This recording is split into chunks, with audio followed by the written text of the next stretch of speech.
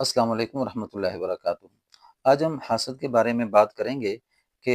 نظر بد اور حسد میں فرق کیا ہے، اور حاسد کا علاج کیا ہے، یعنی حسد کا علاج کیا ہے۔ نظر بد اور حسد میں دونوں باتوں میں فرق ہے کہ حسد کی آگ ہر طرف لگی ہوئی ہے۔ ہر بندہ حسد کی نگاہ سے دیکھتا ہے، اور نہ کچھ اپنا اس کا بنتا ہے اور نہ دوسرے کا، لیکن وہ حسد میں جلتا ہی رہتا ہے۔ نظر بد جو ہے یہ اپنی بھی لگتی ہے اور کسی اور کی بھی لگ سکتی ہے، لیکن نظر بد حاسد کی بھی لگتی ہے اور حاسد کی نہیں بھی لگ سکتی، ضروری نہیں کہ اس کی نظر بد لگے، یعنی نظر بد جدا ہے اور حسد جدا ہے۔ اب ہر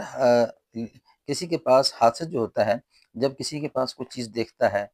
جیسے مکان دیکھ لیا، گاڑی دیکھ لی، یا کوئی اس کو مقام ملا، تو وہ حسد کی آگ میں جلتا ہے اور اس کو برداشت نہیں کر سکتا، اور اس کے لیے دعا نہیں کرتا۔ اس کے پاس جو چیز ہے اس کی تمنا ہوتی ہے کہ اسے وہ چیز زائل ہو جائے اور مجھے مل جائے۔ حسد کی تعریف یہ ہے کہ جس وقت کوئی حسد کرتا ہے تو اس کے دل میں یہ تمنا ہوتی ہے کہ یہ چیز اس سے چھن جائے اور مجھے مل جائے،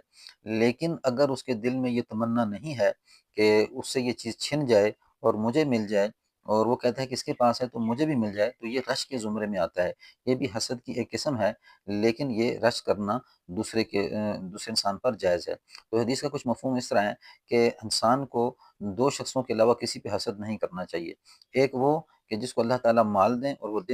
دن رات اس مال کو لٹاتا ہے، اور دوسرا وہ شخص جس کو اللہ تعالیٰ علم کی دولت سے نوازیں اور وہ دن رات علم کو پھیلانے میں لگا ہوا ہے۔ تو ایسے دو شخصوں کے ساتھ حسد جائز ہے، اور یہ رش کے زمرے میں داخل ہوتا ہے کہ اللہ نیت یہ نہ ہو کہ اس سے یہ نعمت زائل ہو جائے اور مجھے مل جائے، بلکہ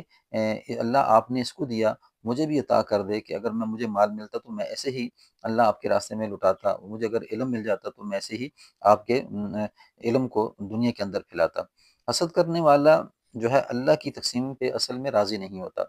حسد کرنے والا اصل میں اللہ کی تقسیم پہ راضی نہیں ہوتا کہ فلاں کو یہ ملا ہے تو کیوں ملا، حالانکہ اللہ بندے کو اس کے مقام کے مطابق دیتے ہیں، اور انسان کو کہاں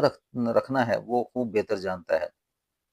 لیکن انسان یہ چاہتا ہے کہ فلاں بندے کے پاس جو چیز مقام دولت ہے، جو ہے نا، کیوں ملا، اور انہی باتوں میں لگ کر انسان اپنے آپ کو خراب کرتا ہے۔ اور اب جس وقت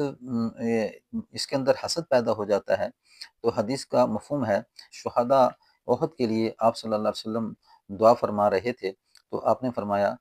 فرمایا کہ مجھے تمہارے شرک کا ڈر نہیں ہے کہ میرے مرنے کے بعد تم شرک میں مبتلا ہو جاؤ گے، بلکہ مجھے اس بات کا ڈر ہے کہ تم لالچی ہونے کی وجہ سے ایک دوسرے کے اوپر حسد کرو گے، اور تمہارے اعمال اس طرح جل جائیں گے جیسے کہ آگ جو ہے لکڑی کو جلاتی ہے، تو اسی طرح حسد تمہارے اعمال کو جلا دے گا اور تمہیں معلوم بھی نہ ہوگا۔ تو اس لیے یعنی حاسد جو ہوتا ہے، اس بارے میں اللہ سے پناہ مانگے کہ اے اللہ مجھے تو اس بیماری سے نجات دے۔ پھر آپ صلی اللہ علیہ وسلم پہ سورۃ الفلق اور سورۃ الناس کا نزول ہوا، تو اس صورتوں کے اندر من شر حاسد اذا حسد بہت سی بیماریوں کا ذکر ہوا، ان میں سے ایک بیماری حاسد کی تھی، حسد کی بیماری تھی۔ تو اس میں سورۃ الفلق کے اندر جو ترجمہ ہے کہ اللہ میں پناہ مانگتا ہوں حاسد کے حسد سے، جس وقت کہ وہ حسد کرنے لگے۔ تو آپ صلی اللہ علیہ وسلم اس دو صورتوں سے پہلے بہت سی دعاؤں کا اہتمام کرتے تھے، جن میں مختلف شرور سے آپ پناہ مانگتے تھے، لیکن جیسے ہی یہ دو صورتیں نازل ہوئیں تو آپ نے باقی دعاؤں کو چھوڑ دیا اور سورۃ الفلق اور سورۃ الناس کو پڑھنا شروع کر دیا۔ حاسد کی کچھ نشانیاں ہیں کہ حاجز عربی زبان کے بڑے نباز رہے ہیں،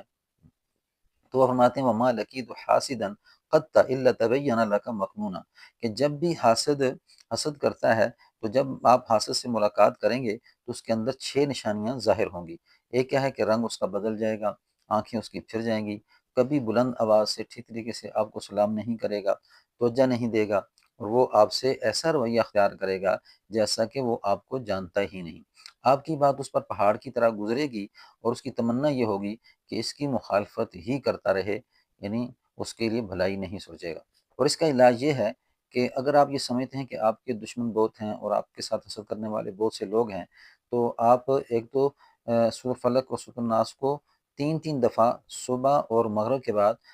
پڑھنا یہ سنت سے ثابت ہے۔ آپ صلی اللہ علیہ وسلم 3 دفعہ پڑھ کے اپنے اوپر دم کر لیا کرتے تھے۔ ظہر، عصر اور عشاء میں ایک ایک دفعہ سورۃ الفلق اور سورۃ الناس کو پڑھتے تھے۔ لیکن آپ اگر اس تکلیف کو زیادہ سمجھتے ہیں حاسد کرنے والوں کی، تو آپ اس سورۃ الفلق اور ناس کو علاج کے طور پہ